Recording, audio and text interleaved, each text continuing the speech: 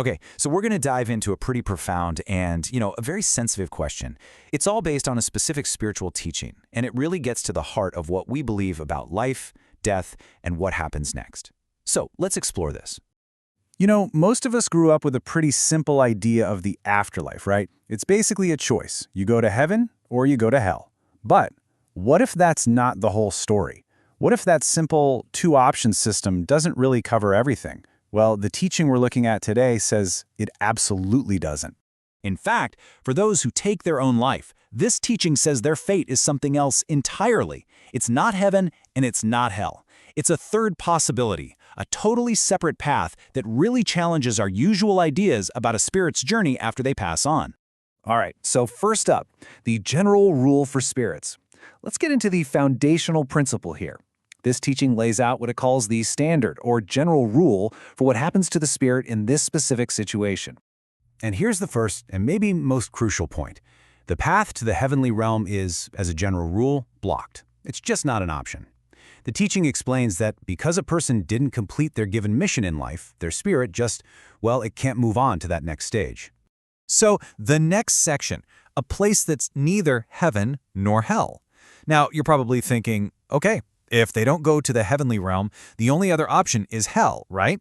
Well, this is where things get really different. This teaching introduces a whole other concept. Let's take a look. So, look at this. After a normal death, a spirit just moves on. It proceeds along its path to the next realm. But in this case, the teaching says the spirit often doesn't even get to go to hell. It's like it can't proceed anywhere. It just becomes stuck. It becomes earthbound. And there's actually a specific term for this state, jibakure. And this isn't just some vague, floaty limbo. No, it's described as a spirit being literally tied, like anchored, to the physical world. This could be the actual spot where the death happened, or it could mean being stuck to the family and relatives they left behind, completely unable to cross over. And get this isn't a quick thing. We're talking about a long, long time. The teaching really emphasizes that the process of even understanding what's happened is incredibly slow.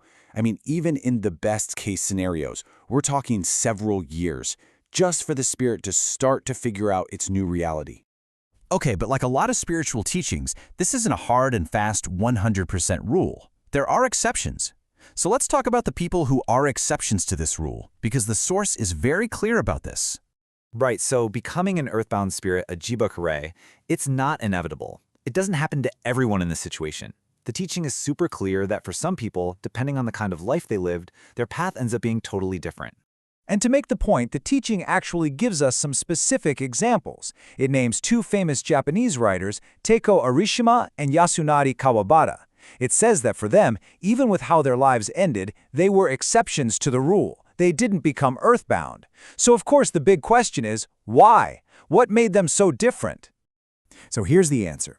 Using Tako Arishima as the main example, the teaching explains that it's because his entire life was dedicated to a mission, in his case, a humanitarian one.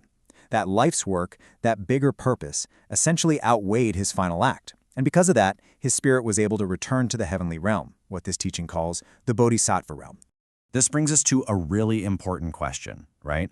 For the spirits who do get stuck, who do become earthbound, is that it? Is there a way out?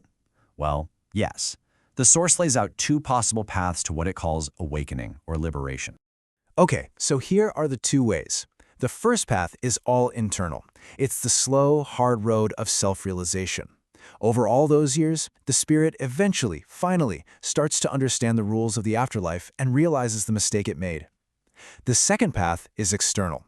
This is when the spirit gets help, when it's guided by someone else, and that could be a person who's still living, or it could be a guide from the heavenly realm. Now, about that second path, getting help from the outside. It's not automatic. You can't just wait around for it. The teaching is really specific here. There's a condition. There's something a spirit must have to even be eligible for that kind of salvation. So what is it? What's the key that unlocks this kind of help? What is it that allows a spirit to receive that guidance and finally move on? What's the deciding factor? The answer comes down to one word: kudoku. You can think of this as spiritual merit. It's kind of like a spiritual bank account or spiritual capital that you build up throughout your life. Every good deed, every positive action, every selfless thing you do adds to your kudoku. So here's how it works. To get that external help, the teaching says you must have built up enough kuduku during your life. Basically, you have to have earned it. If a person's life was filled with enough good deeds, if their spiritual balance is in the positive, then that allows for an intervention. It's that positive balance that lets a guide or another spirit step in and help. Okay, so for our last section, let's look at the why. Why does this teaching say this path should be avoided? What's the core philosophical reason that this act leads to such a difficult, painful spiritual outcome? What's the fundamental problem here? And here it is, the absolute core of the issue. The teaching says the problem is egoism. It's about thinking only of yourself, of your own pain, and just abandoning everything and everyone when your own future looks bleak. It's seen as an act that turns completely inward, and in doing so, it severs your connection to the bigger spiritual flow of the universe.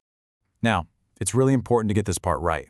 This teaching isn't talking about eternal damnation. It's not a game over scenario. The path to peace is never totally impossible. But what this choice does is make that journey so much harder. It's like taking a profoundly difficult and lonely detour on your soul's path. And that kind of leaves us with one final big question to think about, doesn't it? If the people who are exceptions are the ones who lived out of mission, and if getting help depends on building up kuduku through good deeds, well, it really suggests that our purpose in life is about something much bigger than just ourselves. So it makes you wonder, what is the life's mission that each of us is here to fulfill?